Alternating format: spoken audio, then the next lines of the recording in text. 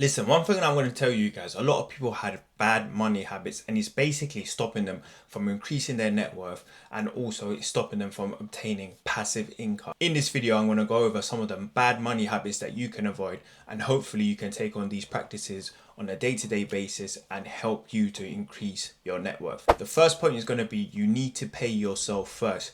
Typically what a lot of people do, they get their pay slip, they'll pay, their mortgage, their rent, their utilities, car insurance, etc., etc. And then whatever is left over, they'll try to save that or they'll spend that money. You need to flip that concept on its head and you need to pay yourself first. By paying yourself first, you get your paycheck, you take 10%, 20%, whatever it is that you can afford, you put that away to a savings account and pretend it doesn't exist. If you keep on doing this, you realize you step into a routine and that's going to help you to build out a nice bulk of savings to either invest in property, invest in stocks and shares, or start a side hustle, some startup money that you have to increase your income. Now let's talk about debt. There's good debt and there's bad debt. I'm not going to go into that concept in this video, but let's talk about bad debt specifically.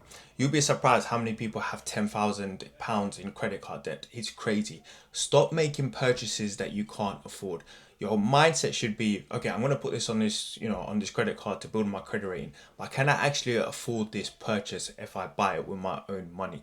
Stop falling into the trap of buying stuff with credit cards and loans. You have to remember, these companies want you to default on a payment. Why? So then they can charge you. That's how they make money. And it's kind of a common sense approach. If you can't afford a particular item, and if it's a luxury item or it's an item that you don't need, for example, a designer bag, or designer trainers, why are you putting that on the credit card? You know you can't afford it. You're just putting yourself into more and more debt and you're just going to end up in this cycle where you're just making minimum payments and then you're not getting through your debt and you're not clearing it. The third point is going to be knowing your outgoings. You'd be surprised how many people don't even know what they're spending their money on.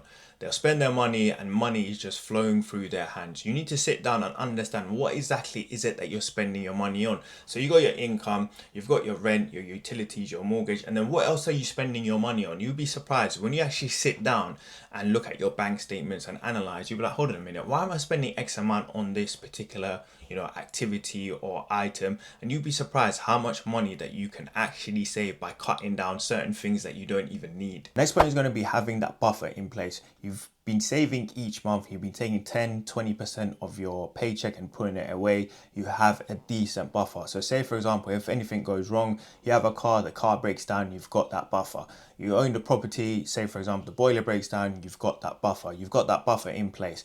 Also, yes, you may be in full-time employment, but you may get redundant. Yes, you may get a redundancy package, but you having more money will also alleviate a lot of the stress when it comes to looking for a new job. Next is going to be, don't just focus purely on savings. You need to understand the concept to make money work for you. So there's lots of investment strategies out there depending on what you're comfortable with. If it's investing in property as an example, if it's investing in stocks and shares, the S&P, ETFs, whatever you're comfortable with, go out there, do your research, understand your risk tolerance. What are you willing to lose, right?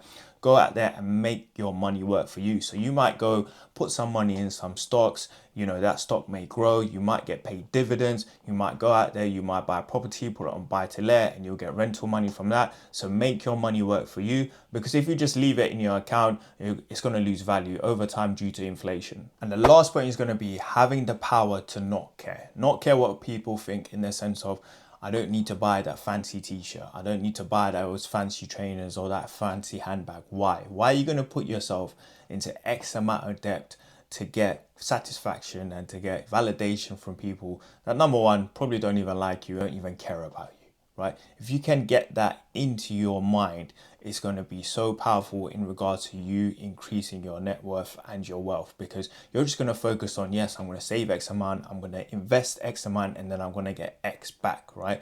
You're not going to go out there and you're not going to waste your money on unnecessary items. So guys, let me know if you like this type of video, and if you like this advice, I'll do more of these types of videos moving forward.